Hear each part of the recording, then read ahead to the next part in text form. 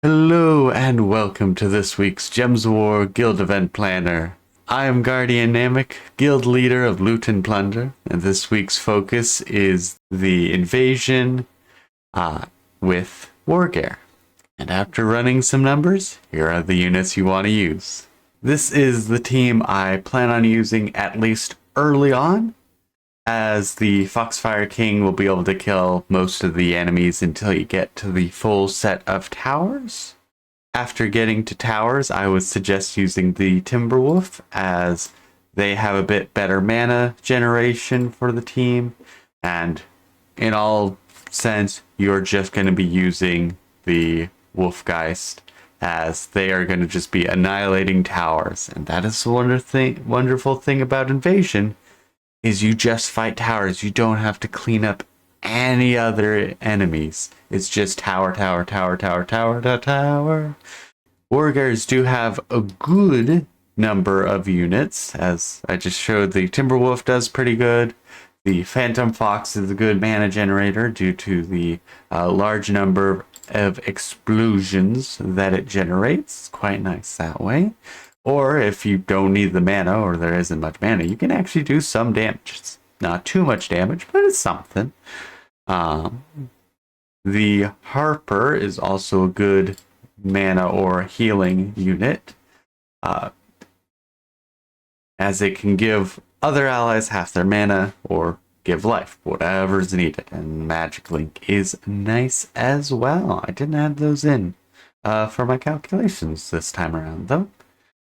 For the damage department, the Foxfire King is going to be one of your best damage characters, simply due to the AoE true damage.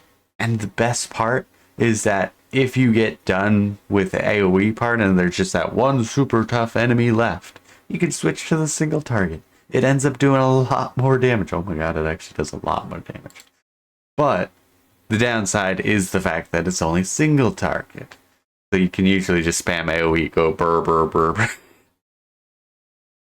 The Dragon Knight Amira, who's got herself a little nice upgrade, is also really good for damage. It's not full AoE, but it does hit the last two enemies, and with the trait where she turns red to red dragon gems, there's a good chance you'll get a good amount of red dragon gems on the field and be doing roughly the same amount of damage. So it's like she can be also really good, not as good as the Foxfire King, but a close second. Now, some other good options for damage, the damage department, is the Void Caller, as they get to destroy some gems or create them and do some damage. So it's a good old-fashioned case of does some good damage, does some good mana. It's a nice little combo of both. Then the Volfire Hunter, similar case to the Fox, less on the AoE side, but in the general, pretty good damage. You either get to do true damage or splash damage. And really, the nice thing is, if you have other characters that just do normal damage, you can get a lot of use out of the splash damage, because otherwise the true damage is going to be bad. The Druid is also a pretty good damage dealer due to a good damage amount, and then the Light Splash with two different enemies means that it adds up pretty darn well. It's not super good, but for just a normal generic damage character, that's pretty good. And then last but not least, the Wolf Knight is also quite good due to the low mana cost and the true damage. They can get a lot of damage out fairly quickly. Again, not as good as the King or the Dragon Knight Amira. Those two take the cake for really good damage any team you slap them in. The last four that I have mentioned, those are decent. They're definitely like, if you don't have the best of the best, these will do just fine. And then for those who do mess around with a few things, the Persistence Guardian can be useful, as with the Gift of Persistence, boosting up Wargare allies, and you combine that with Todd Greenwood, if you have him, because he creates about 10 gems, which isn't as useful as it used to be, due to it used to be 14 gems, Now it's just 10, but that's a good balance thing. Because then you can potentially spam a bunch of extra turns, which then gives four to all skills to all ally or Wargare allies. Back in the day, I saw a lot of triple persistence and taunt, or some person. Didn't even need to be necessarily a Wargare, just some infinite mana generator. I would see a lot of the Guardians. So you can always mess around with that as well. I will say that my numbers are probably a bit off this week because a lot of the Wargare, especially Volpera,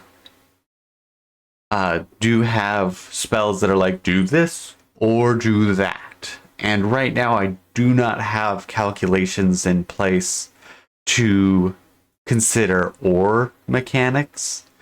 And so they kind of get double bonus for like, ooh, I'm doing both of these things when really they're only doing one of those things. But it'll be a little bit difficult to get that to properly calculate. I have an idea of how I can do it, but it's going to be a little rough to it. So yeah, there's just going to be a few errors and issues with this week, but not too important as I'm already running behind. Either way, I do hope this info is helpful for both starting and veteran players of Gems of War. If it was helpful to you, give that subscribe button a click, as I plan on doing these every Monday, both to help my guild and for fun. I do apologize that this week's is on a Wednesday. I have been delayed due to major life things, so unfortunate, but I do hope it will still be helpful for you this week. Till next time, have fun plundering. Bye bye.